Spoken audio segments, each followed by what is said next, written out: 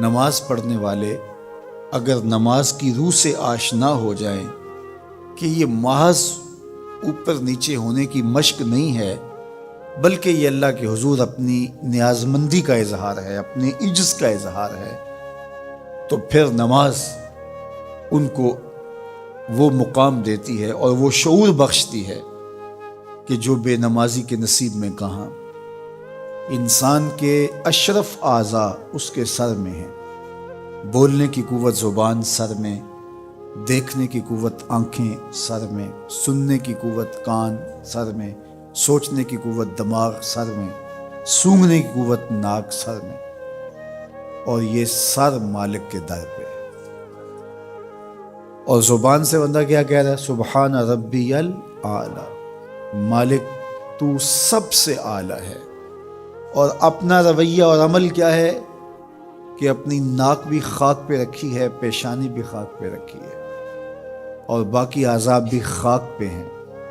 تو گویا عملاً یہ بتا رہا ہے مالک مجھ سے نیچا کوئی نہیں اور تجھ سے اونچا کوئی نہیں۔ اور اگر وہ نماز کی روح سے آشنا ہو جائے تو سجدے سے سر اٹھانے سے قبل اللہ سارے اس کے بوجھ اتار دے، اس کے من میں روشنیاں کر دے۔ تو نماز بندگی کا شعور دیتی ہے، من میں چراغاں کرتی ہے۔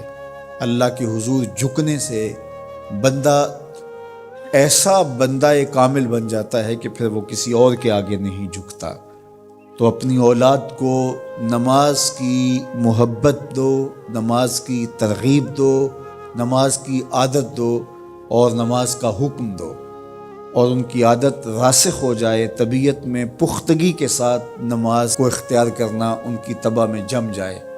نماز ان کی طبیعت میں نظم پیدا کرے گی، ان کو نظم و ضبط کا پابند بنائے گی، اور ان کی صحت کی ضامن ہوگی، اور ان کے باطن کی طہارت کا سبب اور ذریعہ ہوگی۔ اس لیے کہا کہ اللہ کے حضور جھکنا نہ بھولنا اور نماز قائم کرنا۔ نماز کا تعلق اپنے آپ سے ہے کہ وہ اپنے آپ کو سنوارتا ہے، تقرب اللہ کے لیے اس کی اپنی عملی کوشش ہے۔ بندے اور خدا کا ایک ربط ہے نماز۔ اسی طرح یہ خیال کہ میرا مالک مجھے دیکھ رہا ہے، اس سے بھی تہذیب نفس ہوتی ہے، باطن کی تربیت ہوتی ہے۔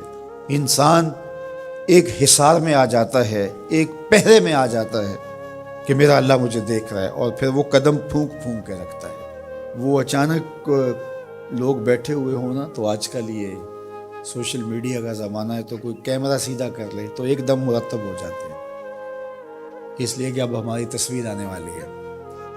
یا کوئی کسی کو کہے کہ جناب آپ لائیو جا رہے ہیں، تو وہ بالکل اپنی حرکات سکنات منظم کر لیتے ہیں، کپڑے سیدھے کرنے لگ جاتے ہیں، اس لیے کہ ہم لائیو جا رہے ہیں۔ وہ لائیو چاہے 5 آدمی دیکھ رہے ہوں، چاہے 10 آدمی دیکھ رہے ہوں، لیکن پھر بھی چونکہ ہم لائیو جا رہے ہیں تو اپنی حرکات سکنات مرتب کر لیں گے، منظم ہو جائیں گے۔